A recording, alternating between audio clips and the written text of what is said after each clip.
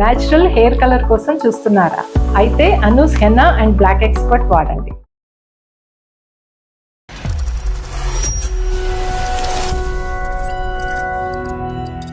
ఇప్పుడు తల తీసి చూస్తే అక్కడ మా జ్యోతి అక్క ఉంది. అక్కడ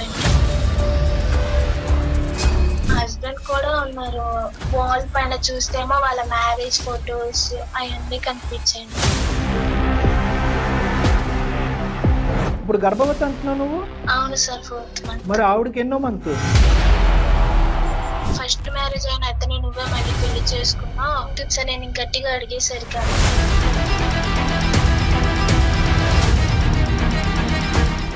హాస్పిటల్కి వెళ్ళావా? వెళ్ళానక్క. అదే అక్క, నాకెందుకు అక్క అసలు మీ ఇద్దరు కలిపి ఇలా చేశారు? మోసం ఏం లేదు శిల్ప, నువ్వు హ్యాపీ ఉన్నావు, మంచి హస్బెండ్ ఉండు. నువ్వు నీకున్న అమాయకత్వానికి ఎవరు వచ్చి నేను చేసుకున్నాను. సెకండ్ మ్యారేజ్ అయిందని అందరికి తెలుసు, నీకు తప్ప. నువ్వు వచ్చేసి మీ హస్బెండ్ కాడికి వచ్చేస్తే నేనేం లేను కదా అక్కడ, మీరిద్దరే హ్యాపీగా వెళ్ళిపో. ఇంటికి ఎందుకు వెళ్ళాను? అమ్మ, ఇద్దరికి చవడ వచ్చేస్తామని చెప్తున్నాను. పిచ్చి పిచ్చి వేషాలు వేయద్దు. ఏమో బొమ్మలాట అనుకున్నారా? అమాయకురాల్ని పిచ్చిదాన్ని చేయటం అనుకున్నారా? ఏ అమ్మాయి వెతుక్కెళ్ళి ప్రేమించిందా మీ ఆయన్ని? నా భర్తను కూడా నీకు ఇస్తానని అప్పుడే చెప్పు ఉండవలసింది కదమ్మా నువ్వు. అది కూడా చెప్పలేదేమో కానీ అది కూడా ఇచ్చేసాను కదా సార్. అదేమన్నా పెద్ద త్యాగం అండి మీరు చేసింది? మీరు చేసే వ్యాపారం అమాయకులైనటువంటి ఆడపిల్లల్ని ట్రాప్ చేయటం, ఇంటికి తీసుకురావటం, మీ మొగుళ్ళకి సుఖాలు చూపెట్టడం, వీళ్ళ చేత పిల్లలు కనిపించటం. నువ్వు వాడు ఇంకా లేడు లైన్లో, కానీ వాడికి నా దగ్గర నుంచి నిజంగా పడి ఉండేవి.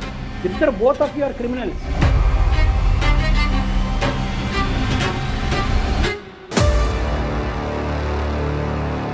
నమస్తే, అందమైన జీవితం కార్యక్రమానికి స్వాగతం. నమస్తే కళ్యాణ్ గారు. నమస్తే జయ గారు. శిల్ప అనే ఒక అమ్మాయి మనకి మెయిల్ చేసిందండి. మీరు ప్రతి ఎపిసోడ్లో ఆడపిల్లలు చాలా మెచ్యూర్డ్గా ఉండాలి, ఒళ్ళంతా కళ్ళు చేసుకుని ఉండాలి, తెలివిగా మన చుట్టుపక్కల ఏం జరుగుతోంది, మనం ఎక్కడున్నాం, ఏం జరుగుతుంది అనే విషయాన్ని ఎప్పటికప్పుడు అలర్ట్గా ఉండాలని మన ప్రతి ఎపిసోడ్లోనూ మీరు చెప్తూనే ఉంటారు. ఉంటే ఎక్స్ట్రీమ్ లెవెల్లో ఉంటున్నారు, లేకపోతే పూర్తి అమాయకంగా జీవితాలనే నాశనం చేసేసుకునే స్థితిలో ఉన్నారండి. అలాంటి ఒక సిచ్యువేషన్లో ఒక అమ్మాయి మనకి మెయిల్ చేసిందండి. నేను కాల్ చేస్తానండి.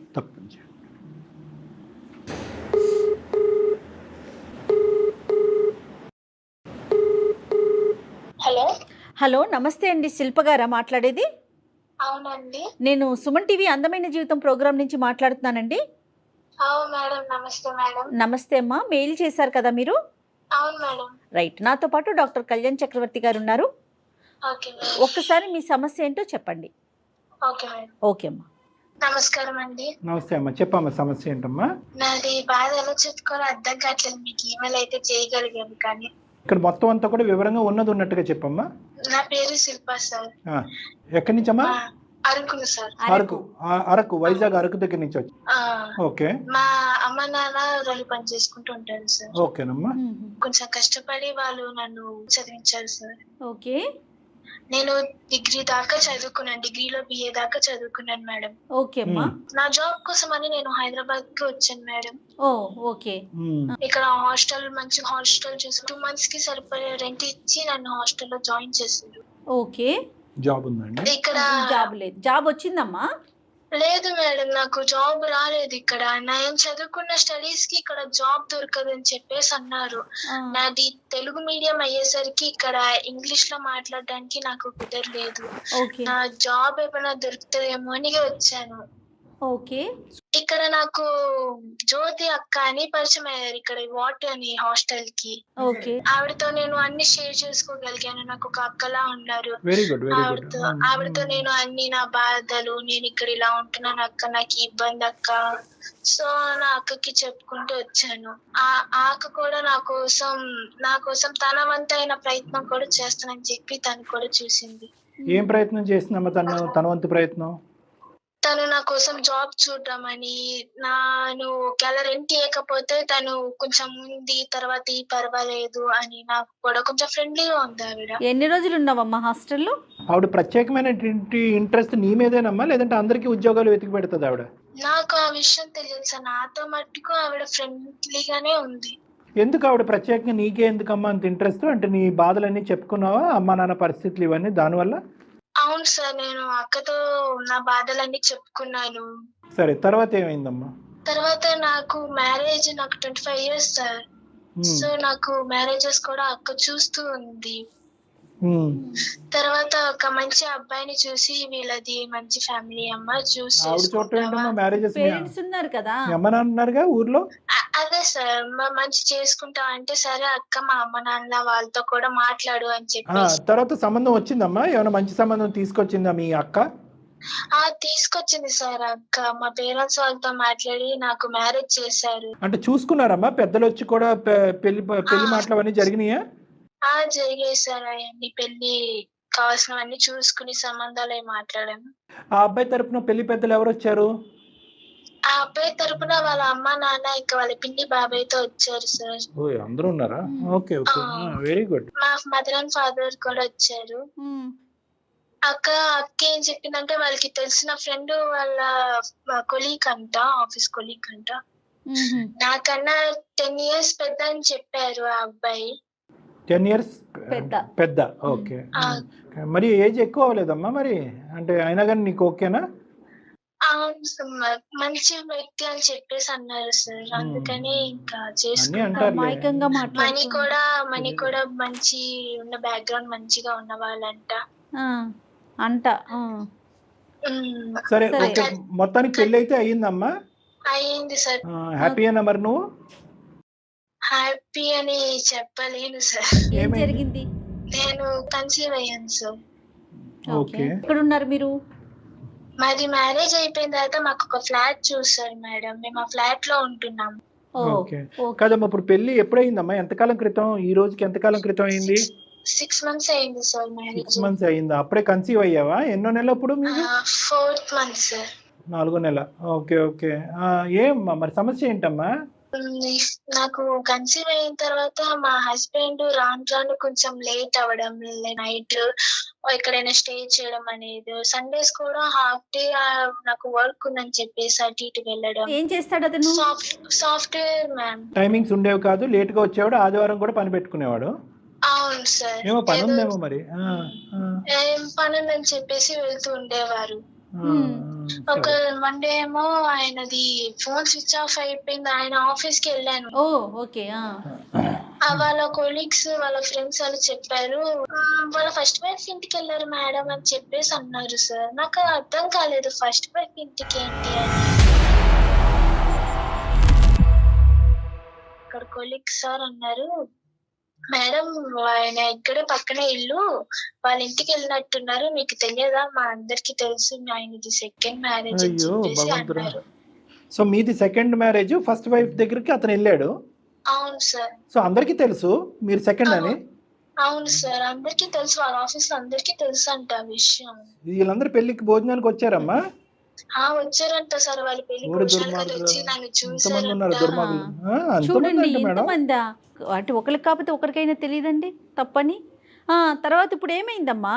వాళ్ళ ఇంటి దగ్గర తీసుకెళ్ళగలరా మీరు, నన్ను అడ్రస్ ఏమైనా ఇవ్వగలరా అంటే, నేను అట్టే వెళ్తున్నాను మేడం, మిమ్మల్ని డ్రాప్ చేసి వెళ్తానని చెప్పేసి అన్నారు అక్కడ కొలీగ్ ఆయన. ఓకే. అయితే నన్ను డ్రాప్ చేసి వెళ్ళండి అయితే అని చెప్పేసి నేను ఆయన అడిగితే వాళ్ళ ఇంటి దగ్గర డ్రాప్ చేసి వెళ్ళారు ఆయన. ఓకే. నేను అక్కడ డోర్ అది కొట్టి వెయిట్ చేస్తున్నప్పుడు తల తీసి చూస్తే అక్కడ మా వాటర్ నాకు జ్యోతక్క అంటే అక్కడేం చేస్తున్నామా ఆవిడ? నేను లోపలికి వెళ్ళి చూస్తే అక్కడ మా హస్బెండ్ కూడా ఉన్నారు తనతో పాటు. ఏంటక్క ఇదంతా అని చెప్పేసి అడిగాను. వాల్ పైన చూస్తేమో వాళ్ళ మ్యారేజ్ ఫొటోస్ అవన్నీ కనిపించాయి నాకు. అయ్యో భగవంతుడా. అంటే అతని ఫస్ట్ వైఫ్ మీ జ్యోతి అక్క. అక్క ఇప్పటికీ అంత మర్యాదగా పిలుస్తున్నారా? అక్క అక్క అక్క అని 100 సార్లు వాళ్ళ ఇంట్లోనే పిలిచి ఉండరు ఇన్నిసార్లు. ఇంత నువ్వు మరీ ఇంత అమాయకంగా ఏంటున్నానా? ఎక్కడో అరకులో పుట్టావు, ఎక్కడో పెరిగావు, వ్యవసాయం చేసుకునేటటువంటి కాయ కష్టం చేసుకునే తల్లిదండ్రులు. ఇంతకీ వీళ్ళేంటి పెళ్ళే వాళ్ళ పెళ్ళి మీ పెళ్ళి కంటే ముందు అయ్యిందా, లేదంటే జస్ట్ ఏదో లివ్ ఇన్ రిలేషన్షిప్ లా ఉంటున్నారా? లేదు సార్, వాళ్ళకి ఫస్ట్ నాకన్నా ముందే వాళ్ళది మ్యారేజ్ అయ్యింది. 20 years అంట సార్. అంటే వీళ్ళందరూ చెప్పడమే కాదు, సమాజం ప్రపంచం అందరికీ తెలుసు, నీకు మీ అమ్మ నాన్నకి తప్ప. అంటే ఏదో అంటారు కదమ్మా, ఆవిడ ఏవో మెట్టులో లేదంటే నల్లపూసలో 3 నెలల్లో అవేమీ కనిపించలేదు ఆవిడ మెడలో. లేదు సార్, నాకు ఏం కనిపించలేదు. అంటే పెళ్ళి అయినటువంటి ఆడది అనేటటువంటి ఆనవాళ్ళు ఏమీ కనిపించలేదా మీ సోకాల్డ్ అక్కలో? నేను అబ్జర్వ్ చేయలేదు సార్, అంతేం అబ్జర్వ్ చేయలేదు. ఏరా ఆకాశంలో చూసి మాట్లాడతావా? నువ్వు మా మొహంలో చూసి మాట్లాడవు. ఇంత బుద్ధిహీనం ఏంటమ్మా, ఇంత అమాయకురాలువా? ఇప్పుడు గర్భవతి అంటున్నావు, నువ్వు ప్రెగ్నెంటా? అవును సార్, 4th month. మరి ఆవిడకి ఎన్నో మంత్? లేదు సార్, ఆవిడకి పిల్లలు పుట్టారని చెప్పేసి తనకి పెళ్లి కాలేదని చెప్పింది సార్ నాతో. పిల్లలు కాలేదని చెప్పింది, పిల్లలు ఉన్నారా? ఆహా లేదు సార్, తనకి ప్రెగ్నెన్సీ అనేది అవ్వదని చెప్పింది సార్ నాతో. అప్పుడు చెప్పిందిలే అమ్మా, నువ్వు వెళ్ళి చూసినప్పుడు పిల్ల ఏమైనా ఫోటోల్లో గట్టా పిల్లలు ఏమైనా? పిల్లలు లేరు, వాడు నిజంగా కూడా పిల్లలు లేరు. లేదు సార్. ఆవిడ నీతో చెప్పిన అన్ని కథల్లో అదొకటే నిజం చెప్పింది. అవును సార్. మరి తర్వాత ఏమన్నావమ్మా? మరి 2 చంపలు పగలగొట్టలేకపోయావా? ఏం మాట్లాడాలో అర్థం కాలేదు సార్. ఫస్ట్ అయితే నేను చాలా షాక్ లో ఉన్నాను. తర్వాత నాకు తెలిసిన అతను 10 కూడా కాదంట, 15 years ఓల్డ్ అంట నాకన్నా. ఎవరు అతనికా? అవును సార్. ఆవిడేమంటుంది, అతనేమంటున్నాడు అది చెప్పు నాకు. నేను ఆవిడ నా అక్కని అడిగేసరికి తను ఏమంటుందంటే, ఫస్ట్ నువ్వే కదా మా ఆయనని పెళ్లి చేసుకున్నావు, ఫస్ట్ మ్యారేజ్ అయిన అతని నువ్వే మళ్ళీ పెళ్లి చేసుకున్నావు అని చెప్పేసి అంటుంది సార్. నేను గట్టిగా అడిగేసరికి అక్కని, అంటే నేను ఫస్ట్ వైఫ్ ని నువ్వెందుకు చేసుకున్నావు రెండో పెళ్లి అంటోంది, అంతేనమ్మా? అవును మేడం, నీదే తప్పు అంటుంది. అవును మేడం, నేను గట్టిగా అడిగేసరికి తనేమో అలా మాట్లాడుతుంది. నేనేమో పోలీస్ కంప్లైంట్ అది ఇస్తాను మీ పైన అంటే, ఇచ్చుకోను, ఎవరు కావాలంటే వాళ్ళకి ఇచ్చుకో అని చెప్పేసి అంటుంది మేడం. అయ్యయ్యో, ఇంకా పైపెచ్చి నిన్నే భయపెడుతున్నారు అంతేనా? అవును మేడం. అతనేమంటాడు?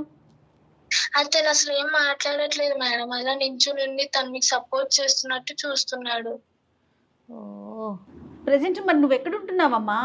మా అమ్మ నాన్న వాళ్ళతో ఉంటున్నాను మేడం. ఇంటికి వెళ్ళిపోయావు? అవును మేడం. చెప్పావా మరి అమ్మ వాళ్ళకి? చెప్పావా విషయం? చెప్పలేదు మేడం, చెప్తే వాళ్ళు ఈ విషయం తట్టుకోలేరు మేడం, అందుకే చెప్పలేదు వాళ్ళకి. సో అంటే నువ్వు ప్రెగ్నెంట్ అని కూడా తెలియదమ్మా అమ్మాలకి? వాళ్ళకి తెలుసు సార్ నేను ప్రెగ్నెంట్ అని, ప్రెగ్నెన్సీ అని తెలుసు కానీ ఇదంతా బ్యాక్గ్రౌండ్ ఇదంతా తెలీదు. తెలియదు సార్ వాళ్ళకి. కాదమ్మా, నువ్వు ఇచ్చే పోలీస్ థ్రెట్ కి ఇప్పుడు దులుపుకుంది. అతనేమంటాడు? అతని మీద కూడా కేసు వేస్తానని అనలేకపోయావా? అన్నాను సార్, నేను వాళ్ళిద్దరి గురించి కలిపే అన్నాను. అంటే అప్పుడు అక్కే అంది, నువ్వేమంటావు అనుకో, ఫస్ట్ నువ్వే మా ఆయనని వల్ల వేసుకుని తను పెళ్లి చేసుకున్నావు అని చెప్పేసి అంటుంది. అతను సైలెంట్, ఈవిడ లౌడ్ స్పీకర్, అంతే కదా? అవును సార్. కేసు ఏమైనా ఫైల్ చేసావమ్మా పోలీస్ స్టేషన్ లో? లేదు సార్, ఏమైనా చేస్తే మళ్ళీ నా పైన నాకు రివర్స్ మాట్లాడుతుంది సార్. ఏమైనా ఏం చేయాలని అమ్మా ఆవిడ ఈ విషయం అమ్మాయికి తెలిస్తే వాళ్ళు తట్టుకోలేరు సార్. అవి పెద్దల సమక్షంలోనే పెళ్లి అయింది కదమ్మా మీది? అవును సార్. ఇరువైపులా వాళ్ళ పెద్దలు వచ్చారు, వాళ్ళ ఫ్రెండ్స్ వచ్చారు, మీ సైడ్ మీ పెద్దలు వచ్చారు. అవును సార్. నేను అడిగేది ఏంటంటే, ఈవిడ ఇతన్ని పరిచయం చేస్తున్నట్టుగా నీ దగ్గర ఏమైనా ఆధారాలు ఉన్నాయా? స్టార్టింగ్ లో మెసేజెస్ కానీ, ఇలా ఒక సంబంధం ఉంది, సో అండ్ సో ఉన్నాడు, చాలా మంచి కుర్రోడు, మంచి కుటుంబం, ఆ అబ్బాయిని నేను పరిచయం చేస్తాను, ఏదో ఒక ఆధారం ఉండుంటది కదా నీ దగ్గర? లేదు సార్, అదేం లేదు. మీ అమ్మ నాన్నతో మాట్లాడిన వాయిస్ రికార్డింగ్ ఉందమ్మా? లేదు సార్, డైరెక్ట్ గా మాట్లాడింది సార్ వెళ్ళి మా అక్క. ఓకే, సో మీ ఈ జ్యోతి అనే అమ్మాయి వాళ్ళ భర్తను నీకు పరిచయం చేస్తున్నట్టుగా, అతనే నీకు కాబోయే భర్తగా ఎటువంటి ఆధారాలు అయితే నీ దగ్గర లేవు? లేవు సార్. సో వాళ్ళు నిన్ను ఎలా ఇరికించారంటే, నువ్వే ఇష్టపూర్వకంగా అతన్ని పెళ్లి చేసుకున్నావు అనేటటువంటి దాంట్లో ఇరికించారు. అవును సార్, నేనే అతన్ని ప్రేమించి పెళ్లి చేసుకున్నట్టుగా వాళ్ళని ఇరికించారు. Okay okay. ఎందుకు ఇలా చేసుంటారమ్మా? నువ్వేమనుకుంటున్నావు? తెలియదు మేడం, నేను ఎంత అడిగినా నీకెందుకు ఇదంతా, మేమైతే నిన్ను బాగానే చూసుకున్నాం కదా, మీ అమ్మ నాన్నల అప్పులన్నీ తీర్చేసాం, నీకు మంచి ఉద్యోగం అది ఇస్తున్నాం అని చెప్పేసి అంటున్నారు. సో ఎన్ని సంవత్సరాలు అయిందమ్మా వాళ్ళ పెళ్ళయి పిల్లలు లేరు అంటున్నావు కదా, అదేమన్నా కారణమా నిన్ను చేసుకోవటానికి ఈ దొంగతనం? తెలియదు సార్. ఏమీ తెలియదు. ఎంత అమాయకంగా ఉందో చూడమ్మా, ఎంత అమాయకంగా ఉన్నావు తల్లి. నేను ఏమైనా అడుగుతుంటే ఇదే నాతో చెప్తున్నారు, నేను మిమ్మల్ని బాగా చూసుకున్నాం కదా, నీకేం ఇబ్బంది లేకుండా మా ఇద్దరం చూసుకున్నాం కదా, ఇంకేంటిది నీకు ఇంకేం కావాలని చెప్పేసి మళ్ళీ నన్ను అడుగుతున్నారు. సో నువ్వు ఈ రోజు ఒక నిమిషం శిల్ప, ఇప్పుడు నువ్వు మాకు చేసింది దేనికమ్మా? అంటే వాళ్ళు ఇచ్చే ఆఫర్ తీసుకుని అలాగే కంటిన్యూ అయిపోవాలి అనే ఆలోచన ఎక్కడన్నా నీకు ఉందా లేదా? లేదు సార్, నాకు ఇదంతా ఎందుకు చేస్తున్నారు అసలు, నాకు ఎందుకు మళ్ళీ ఇతన్ని ఇచ్చి పెళ్లి చేశా అని అడిగితే నీకు దీనిదంతా అనవసరం, నేను మిమ్మల్ని బాగానే చూసుకున్నాను కదా అంటున్నారు సార్. సరే సరే, వాళ్ళు బాగానే నీకేం కావాలమ్మా? వాళ్ళు ఏదన్నా కాకమ్మ కబురు చెప్తారమ్మా. ఓకే, పిల్లలు లేదంటారు, లేదా నువ్వు అందంగా ఉన్నావు అని అంటారు, మా ఆయనకి ఇంకోళ్ళు కావాలని రాత్రి అడిగాడు అని అంటారు, ఏదైనా కథలు చెప్పచ్చు. నీ ఉద్దేశం ఏంటి? నాకు అసలు వీళ్ళు ఏం మాట్లాడుతున్నా, వీళ్ళు ఇదంతా ఎందుకు చేస్తున్నా నాకు అర్థం కాలేదు. అర్థమైంది. తర్వాత ఏంటి? నువ్వు వాళ్ళని శిక్షించాలనా? అతను భర్తగా వద్దు, ఎదవ నా జీవితంలోనే వద్దు అనే ఆలోచన, వాళ్ళిద్దరిని పోలీస్ స్టేషన్లో కంప్లైంట్ పెట్టాలన్నా? సరే, వాళ్ళ దగ్గర నుంచి కారణం కనుక్కోవాలి ఎందుకు చేశారనేది. కారణం నిజాలు చెప్తారా అబద్ధాలు చెప్తారో మనకైతే తెలీదు. ఏ కారణం చెప్పినా at the end of the day నువ్వు మోసపోయావు. ప్లస్ నీ దగ్గర ఒక ఆధారం లేదు, ఆవిడ ప్రేరేపించి అతన్ని తీసుకొచ్చి మీ ఇద్దరు దగ్గరుండి పెళ్లి చేస్తుంది అనేది ఎవిడెన్స్ లేదు. పెళ్లికి ఇప్పుడు వచ్చిందా అమ్మా? Simple logic. వచ్చింది సార్, కానీ ఎక్కువసేపు లేదు సార్. సర్లే, ఏదో ఫోటో వీడియో క్లిప్పింగ్ ఏదో దొరుకుతుంది ఎవరొకరు తీసిన దాంట్లో, అదొక్కటి మనకు ఆ ఆధారం కింద సరిపోతుంది. ఎందుకంటే కనుక ఈవిడ దగ్గరుండి పెళ్లి చేసింది అనేటటువంటి ఒక ఆధారం కావాలమ్మా. ఓకే, ఎందుకంటే మీ ఆయనకి ఎలాగా శిక్ష పడుతుంది, అందులో డౌటే లేదు. ఓకే, ఎందుకంటే కనుక మోసం చేసి రెండో పెళ్లి చేసుకున్నాడు అనే విషయంలో శిక్ష పడుతుంది. ఇప్పుడు ఈవిడ అమాయకురాలుగా ప్రవర్తిస్తుంది చూడు, నా ప్రమేయం లేదు, మీరిద్దరు లవ్ స్టోరీ అని చెప్పి ఆవిడ తప్పించుకోవడానికి ట్రై చేస్తుంది కదా, దాంట్లో ఈవిడ్ని కూడా లూప్లోకి ఎలా లాగాలి అనేటటువంటి ఆలోచన. అయితే ఇక్కడ ఏంటంటే నీకే ఉద్దేశం ఉంది, నీకు ఎటువంటి ఉద్దేశం ఉంది అంటే నిన్ను అడగటం కూడా వేస్ట్లే, ఎందుకంటే అసలు అంత నాలెడ్జ్ కూడా ఉన్నట్లు అనిపించట్లేదు. లేదా నీకు జరిగిన అన్యాయం ఇంకెవరికి జరగకూడదు అని అట్లా వచ్చావు? ఎలా వచ్చావు తల్లి నువ్వు మా అందమైన జీవితానికి మెయిల్ చేయడానికి కారణం ఏంటి? నాకు అసలు ఏమి అర్థం కావట్లేదు మేడం, నాకు ఏం చేయాలో కూడా తెలియదు, అందుకే నేను మీకు ఈమెయిల్ చేశాను. సరే, మొత్తం అంతా అమ్మ ఇప్పుడు ఒకటి చేద్దామా అంటే, ఈవిడ్ని ఏదో విధంగా లూప్లోకి లాగాలమ్మా జ్యోతిని. ఎందుకంటే మీ ఆయన ఎలాగ రెడ్ హ్యాండెడ్గా దొరుకుతాడు, ఫోటోలు ఉన్నాయి, వీడియోలు ఉన్నాయి, అన్నీ ఉన్నాయి, పెద్దల సమక్షంలో పెళ్లి చేసుకుంటున్నాడు కాబట్టి తాట ఎలా తీయాలో తీద్దాం. కానీ ఈవిడ్ని ఎలాగా మనం చేస్తాము? ఆవిడ నెంబర్ ఉంటే కనుక ఒక్కసారి ఫోన్ కాల్ కలిపి జస్ట్ మేము ఉన్నాము అన్నది చెప్పకుండా జస్ట్ నువ్వు మాట్లాడమ్మా, మేము ఏం చేస్తామంటే బ్యాక్గ్రౌండ్లో మొత్తం అంతా రికార్డ్ చేస్తాను, అది ఎవిడెన్స్ కింద మనం వాడుకుందాం. ఏమంటారు జయ గారు? సో ఆ అమ్మాయికి ఒకసారి ఫోన్ కలిపమ్మా, చెప్తాను నేను. మేము ఉన్నామని చెప్పద్దే, చెప్పమ్మా. ఇంకోటి మా హస్బెండ్ ఇప్పుడు ఆయన శిక్షిస్తే మరి నా ఫ్యూచర్ ఏంటి సార్? మళ్ళీ నా హస్బెండ్, మా పిల్లలు, ఒక ఫాదర్. అమ్మా ఒకటి, నీ ఫ్యూచర్ ఈ రోజు నుంచి స్టార్ట్ అయ్యిందని అనుకో. ఓకే, నీ బిడ్డ అనేటటువంటిది ఒక ప్రశ్న అయినా కూడా అటువంటి మోసం చేసి ఒక ఎజెండాతో ముందుకు వచ్చినటువంటి ఒక వ్యక్తి నలుగురిని పెట్టి నలుగురిని నోరులు మూయించి అందరినీ పెళ్లికి పిలిపించి అందరి చేత అక్షింతలు వేయించి పప్పన్నం తినిపించేటటువంటి ఒక క్రిమినల్ నీకు భర్తగా కావాలా? నీలాంటి అమాయకురాలివి. ఇప్పుడు అతనికి శిక్ష పడితే ఇప్పుడు నువ్వు కంటతడి పెట్టుకుంటావా? అక్కడి నుంచి నీ జీవితం ప్రారంభమైందని అనుకో అమ్మా. ఎట్టి పరిస్థితుల్లో అటువంటి వ్యక్తి ఆ అమ్మాయికి విడాకులు ఇచ్చి, ఎవరు ఆ భయంకరమైనటువంటి ఆ బ్రహ్మరాక్షసికి విడాకులు ఇచ్చి నీ జీవితంలో ప్రవేశించినా కూడా నువ్వు తలుపులు వేయాలి ఆ మనిషి మొహం మీద. వాడు దుర్మార్గుడమ్మా, నీకు అన్యాయం చేయలేదు. అరే ఇంత రామాయణం అంతా చెప్పిన తర్వాత రాముడికి సీత ఏమవుతుందని అడిగినట్టుంది అమ్మా. వాడు తడిగొడ్డతో గొంతులు కోసే రకం, వాడు నీతో పాటు ఎంతకాలం ఉంటాడనేది తెలీదు. నీకు ఒక బిడ్డ కన్నా తర్వాత ఆ బిడ్డను తీసుకుని వాళ్ళిద్దరు వెళ్ళిపోదాం అనేటటువంటి ప్లాన్లో ఉన్నారు. ఎల్లుండి నుంచి నీ చేత గిన్నెలు కడిగించి వంట వండించి బట్టలు ఉతికిస్తారు. ఇది ఐడియా. ఫ్రీ లేబర్ గురించి తీసుకున్నారు.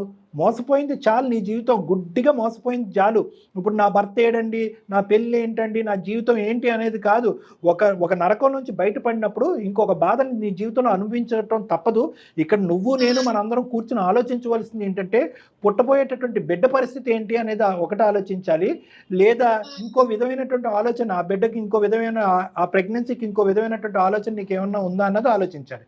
దయచేసి ఆ బిడ్డ నువ్వు, నీ ప్రెగ్నెన్సీ నువ్వు అనే సబ్జెక్టే మనం మాట్లాడుకోవాలి. కానీ ఇక్కడ నా భర్త అనేటటువంటి సబ్జెక్ట్ లేదమ్మా. వీళ్ళందరూ దొంగలు, పచ్చి దొంగలు, కిరాతకులు వీళ్ళు.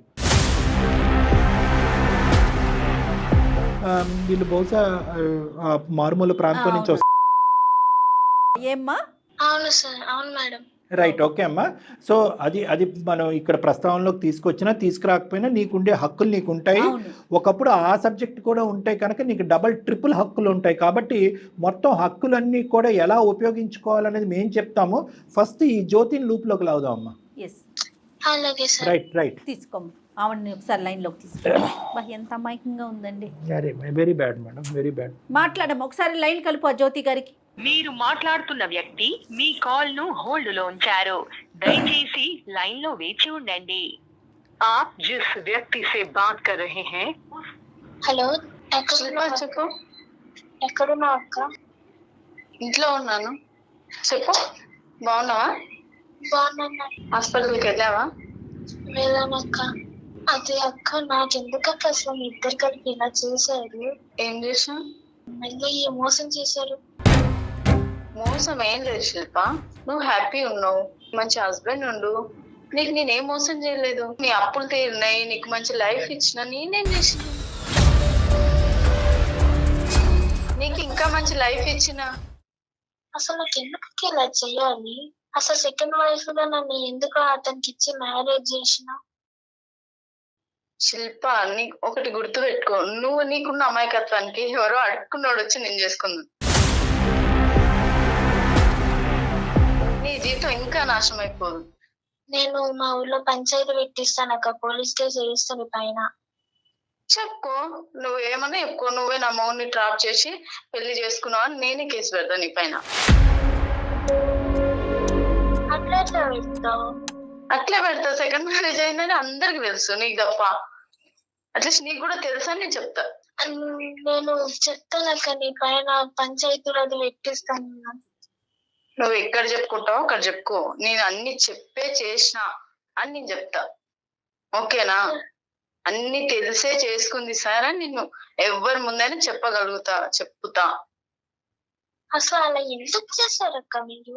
నీకు ఇప్పుడు ఏం తక్కువైంది? అన్ని బానే ఉన్నాయి. నువ్వు వచ్చేసే మీ హస్బెండ్ కాడికి వచ్చేస్తే నేనేం లేను కదా అక్కడ, మీరిద్దరే హ్యాపీగా వెళ్ళిపో. ఇంటికి ఎందుకు వెళ్ళాను? నాకు ఏం మాట్లాడాలో అర్థం కావట్లేదు మీరు మాట్లాడుతుంటే. ఎవరు తీసుకొచ్చారమ్మా ఈ సంబంధం జ్యోతి? ఎవరు? ఎవరో ఒకళ్ళే. సంబంధం ఎలా వచ్చింది ఈ అమ్మాయికి? మీరు ఎవరు సార్? అమ్మ, మేము సుమన్ టీవీ అందమైన జీవితం ప్రోగ్రాం నుంచి మాట్లాడుతున్నాము. నా పేరు జయలక్ష్మి, నాతో పాటు డాక్టర్ కళ్యాణ్ చక్రవర్తి గారు కూడా ఉన్నారమ్మా. మీ కన్వర్జేషన్ మొత్తం విన్నాము. తనే మాకు మెయిల్ చేసింది తన సమస్యకి ఒక పరిష్కారం చెప్పమని. అసలు నువ్వు ఎందుకు పెళ్లి చేసావు? పెళ్లి చేయలేదు సార్, అసలు ఆమెనే మా ఆయనను చూసి ఇష్టపడి చేసుకుంది సార్. ఓకే. ఆ అమ్మాయి వచ్చి మీ ఇంట్లో ఎత్తుక్కుంది, మగాళ్ళు ఎవరు ఇక్కడ ఖాళీగా ఉన్నారని చెప్పి. సడన్గా మీ ఆయన అక్కడ కనిపించాడు కాబట్టి ఇతను కావాలని వేలెత్తి చూపెట్టేటప్పటికి నువ్వు కళ్యాణ మండపం బుక్ చేసి పెళ్లి చేస్తావు, అంతే కదా? ఎందుకమ్మా ఏదన్నా అబద్ధం ఆడితే అతికినట్టు ఉండాలమ్మా.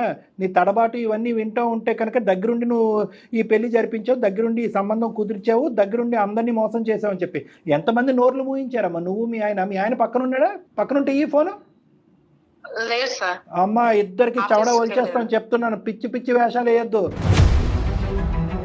ఏమనుకున్నారు ఇప్పుడు వరకు? ఏమో బొమ్మలాట అనుకున్నారా? అమాయకురాలని పిచ్చిదాన్ని చేయటం అనుకున్నారా? మొత్తం మీరిద్దరు మాట్లాడుకున్న మొత్తం అంతా కూడా సంభాషణ మా దగ్గర రికార్డ్ అయ్యి ఉంది. ఆధారాలతో మీరిద్దరు అడ్డంగా దొరికారు. పెళ్లి ఫోటోల్లో కూడా నువ్వు దగ్గరుండి పెళ్లి చేసినటువంటి ఆ ఫోటోలు మా దగ్గర ఉన్నాయి. అన్ని ఆధారాలతో మేము కట్టుదిట్టంగా మొత్తం ఏర్పాట్లు చేసాం. మీ ఇద్దరి చేత కటకటాలను లెక్క పెట్టించడం డౌటే లేదు.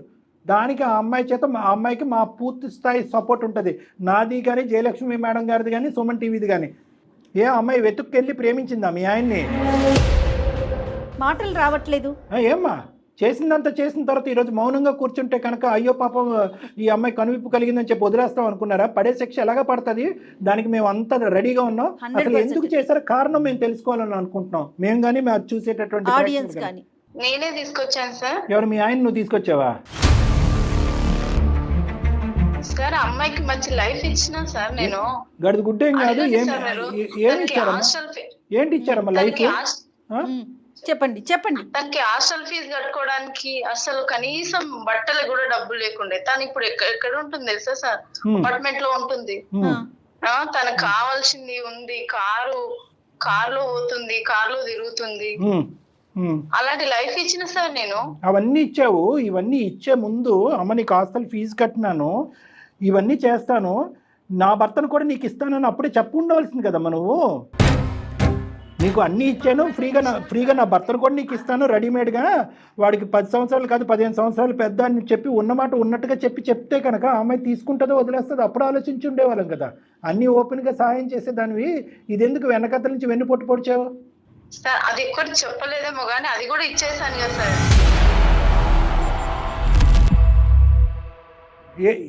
ఏమిచ్చేసావు? అదేమన్నా పెద్ద త్యాగం అండి మీరు చేసింది? ఆ అమ్మాయి ఏమన్నా అడిగిందా నీ మొగుడు కూడా నాకు కావాలి, అన్నీ ఇచ్చావు కాబట్టి నీ మొగుడు కూడా నాకు కావాలని అందా, లేదంటే మీ ఇద్దరికి పిల్లలు లేరు కాబట్టి నేను పిల్లలు కనిస్తానని అందా? తనకున్న అమాయకత్వానికి ఇంకా వేరే వాళ్ళ చేతిలో బలైపోతుంది సార్. అమ్మా నువ్వేం అంత దారదత్తం చేసి అంత ధర్మాత్రాల్లాగా ఏం మారవలసిన అవసరం లేదు. కానీ ఆ అమ్మాయి బ్రతుకుతుంది. మొగుళ్ళు తెమ్మని చెప్పి ఆ అమ్మాయి నీ మీద కూర్చుందమ్మా, ఫస్ట్ మ్యారేజ్ అయినోడే కావాలని.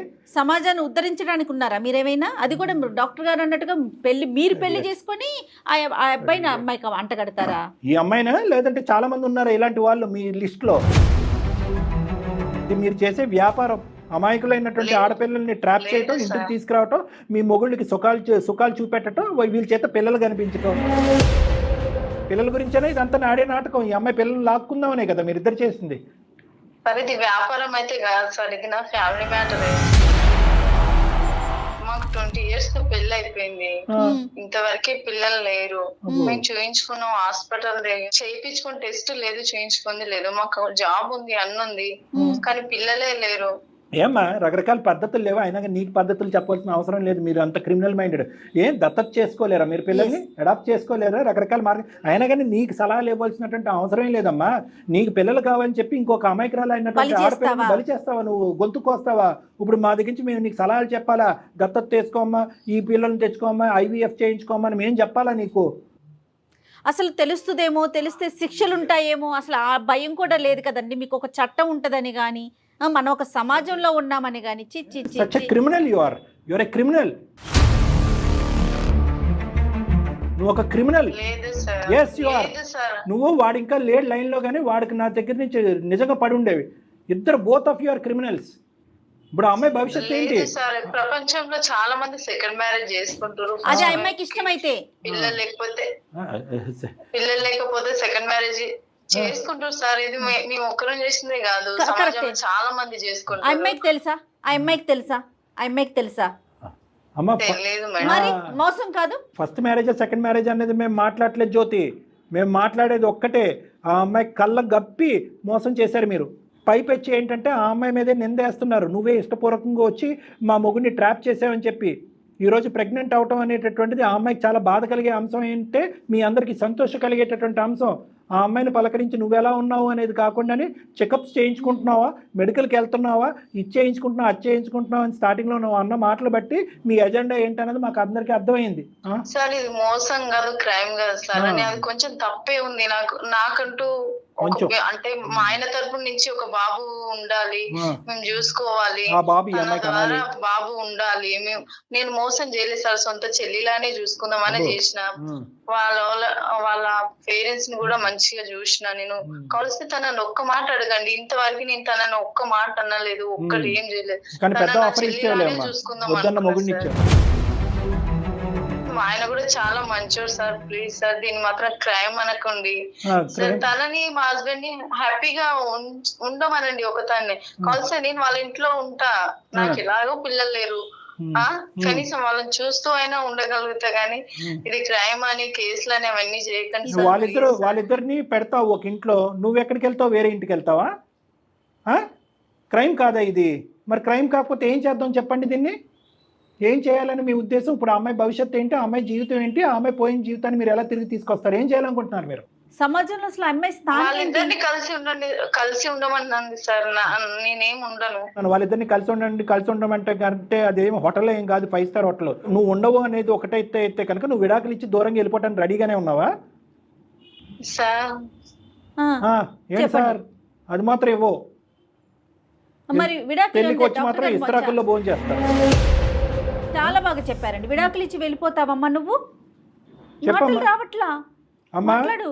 ఇవన్నీ అనవసరం. నువ్వు విడాకులు ఇచ్చినా ఇవ్వకపోయినా ఆ అమ్మాయికి ఏదో మీ ఆయన ద్వారా కొత్త జీవితం ప్రసాదిస్తాను అనేటటువంటి పిచ్చి ఆలోచన దయచేసి ఇమీడియట్గా విరమించుకో. ఇది క్రిమినల్ యాక్టివిటీయే. నువ్వు ఆఫర్ ఇచ్చినా కూడా మీ ఆయన్ని ఆ అమ్మాయి మళ్ళీ స్వీకరించేటటువంటి పొజిషన్లో లేదు. ఒకప్పుడు స్వీకరించేటటువంటి ఆలోచన ఆ అమ్మాయికి వచ్చినా కూడా ఆలోచనని కడిగి పాడేసేటటువంటి బాధ్యత మేము తీసుకుంటాం. ఎందుకంటే కనుక ఇటువంటి మోసపూరితమైనటువంటి రాక్షస ప్రపంచంలో బతకగలిగేటటువంటి అమాయకురాలు కాదు ఆ అమ్మాయి. చంపినా చంపేస్తారు మీరు, పిల్ల పుట్టగానే చంపినా చంపేస్తారు మీరు. క్రైమ్ కాదు సార్. అలా కాదు, ఆ ఉద్దేశం కాదు సార్ మాది, అసలు ఆ ఉద్దేశం అసలు. సరే, ఇవన్నీ అనవసరం. ఒక్కసారి ఆ అమ్మాయి నోటి వెంట ఆ అమ్మాయి ఏమంటుందో వినండి. తర్వాత మేము తీసుకోవాల్సినటువంటి చర్యలు అయితే మేము తీసుకుంటామమ్మా. ఇందులో no compromise, no stepping back. Crime అయితే జరిగింది, ఒక జీవితాన్ని అయితే నాశనం చేశారు. పుట్టబోయేటటువంటి బిడ్డ పరిస్థితి ఏంటి అనేటటువంటి పరిస్థితిలో మేమందరం తలమునుకులు అయ్యి ఉన్నాం. ఆగమ్య గోచరంగా ఉంది మా పరిస్థితి. అమ్మా ఏమంటావు శిల్ప? ఇప్పటికైనా గర్జించి మాట్లాడమ్మా, ఇప్పటికైనా కోపం తెచ్చుకోమ్మా. తను నాకు అసలు నేనే నన్ను ఎందుకు ఎంచుకున్నా నాకు తెలియదు. నీ అమాయకత్వం తల్లి తెలుస్తుంది, అది అందరికి అర్థమవుతుంది, నీకే అర్థం కాదమ్మా. కావట్లేదు. ఇంకా నిన్ను ఎంత అడిగినా కూడా వేస్ట్. నువ్వు ఇమీడియట్గా నువ్వు మీ తల్లిదండ్రులకి చెప్తావా, మేము మీ తల్లిదండ్రులకి చెప్పాలనేది ఇమీడియట్గా ఇంకొక నిమిషం వేస్ట్ చేయకుండా దీని మీద యాక్షన్ ప్లాన్ అనేటటువంటిది మనం డిసైడ్ చేయాలి. లేదంటే వీళ్ళు తప్పించుకుని పారిపోయేటటువంటి దానికి అవకాశం ఉంటుంది. మొత్తం కాల్ రికార్డింగ్స్ అన్నీ కూడా మన దగ్గర ఉన్నాయి. నువ్వు మాతో పాటు ప్రయాణం చేసి మాకు హెల్ప్ చేయడానికి రెడీగా ఉన్నావా లేదా శిల్ప? అంతవరకు చెప్పు. రైట్. అతను నీ భర్తకి ఒకసారి ఆలోచించు శిల్ప. ఏం ఆలోచిస్తుంది? ఎలా చూసుకుంటా నిన్ను శిల్ప? లేదక్క నాకొద్దు. అమ్మా, ఇంకా అమ్మాయిని మభ్యపెట్టి మాయ చేసే ప్రయత్నం చేయొద్దు. చాలు నువ్వు చేసినటువంటి జగన్నాటకాలు. మీకు మీ చేత ఊసలు లెక్క పెట్టించేటటువంటి ప్రయత్నంలో మేము ఉంటాము. అమ్మా, మీ పేరెంట్స్ నెంబర్స్ మాకు షేర్ చేయమ్మా ఒకసారి. ఎవరు? శిల్ప. అలాగే సార్. తర్వాత మనం ఏ చర్యలు అయితే ఆ చర్యలు తప్పకుండా. ఇంకా ఆలోచించడానికి ఏం లేదమ్మా, ఇంతసేపు నీతో మాట్లాడటమే తప్పు. మేము ఆలోచించమమ్మా. తర్వాత మా తరపున ఉన్న లాయర్స్ ఆలోచిస్తారు, పోలీస్ స్టేషన్ లో ఉన్న పోలీసులు ఆలోచిస్తారు. చూద్దాం, ఆపమ్మా. శిల్ప, ఇప్పుడు బిడ్డకు సంబంధించినటువంటి అంశం ఒక కీలకమైనటువంటి అంశం. అది మీ కుటుంబ సభ్యులతో ఒక డాక్టర్తో విచారించి అది నీ సొంత నిర్ణయం. దాంట్లో మా ప్రమేయం అంటూ ఏమీ ఉండదు. ఓకే, బిడ్డని ఉంచాలా ఉంచకూడదా అనేటటువంటిది ఆ మాట కూడా నాకు అంటే ఇష్టం లేదు. అది ఏం బిడ్డ నువ్వు ఎత్తుకుని వెళ్తావా? చాలే, నువ్వు కాసేపు ఫోన్ కట్ చేయమ్మా. నువ్వు ఆవిడని లైన్ కట్ చేసేసే. ఓకే శిల్ప, 3 things అమ్మా. ఒకటి, ఇమీడియట్గా మీ పేరెంట్స్కి చెప్పాలి, లేదంటే మేమన్నా కమ్యూనికేట్ చేస్తాం. నువ్వు ధైర్యంగా ఉండాలి, మాతో పాటు కలిసి పోరాడాలి. నీ దగ్గర ఉన్నటువంటి ఆధారాలన్నీ మాకు సబ్మిట్ చేయాలి. నీతో పాటు మేము కూడా పోలీస్ స్టేషన్కి వస్తాము. పోలీస్ స్టేషన్ ఎక్కడైతే అక్కడ మా టీం వచ్చి కంప్లైంట్ పెడతారు. మనం ఒక లీగల్ లాయర్ హెల్ప్ తీసుకుందాం. ధైర్యంగా ఉండు, మేమందరం నీతో పాటు హెల్ప్ ఉంటాం. డెఫినెట్ గా మా అందరి సపోర్ట్ నీకు ఉంటుందమ్మా. రైట్ అమ్మా. Okay, all the best. ఎంత అమాయకంగా ఉన్నారు కళ్యాణ్ గారు. ఇంకా కూడా అదే నేను చెప్పింది మీకు. నా అమ్మాయికి ఇప్పటికీ ఎమోషన్ రావట్లేదు, కోపం రావట్లేదు, ఏడుపు రావట్లేదు, ఏమీ రావట్లేదు. ఇప్పటికీ ఎందుకు చేశారు? అది ఆ క్వశ్చన్కి ఆన్సరే వెతుక్కుంటుంది తప్ప తన జీవితం ఏంటి అనేది ఆలోచించలేకపోతుంది. రైట్, వాళ్ళ పేరెంట్స్ తో మాట్లాడదాం కళ్యాణ్ గారు. మనం దీనికి ఒక సొల్యూషన్ అయితే తీసుకొద్దాం. రైట్ అండి. Thank you Jagan.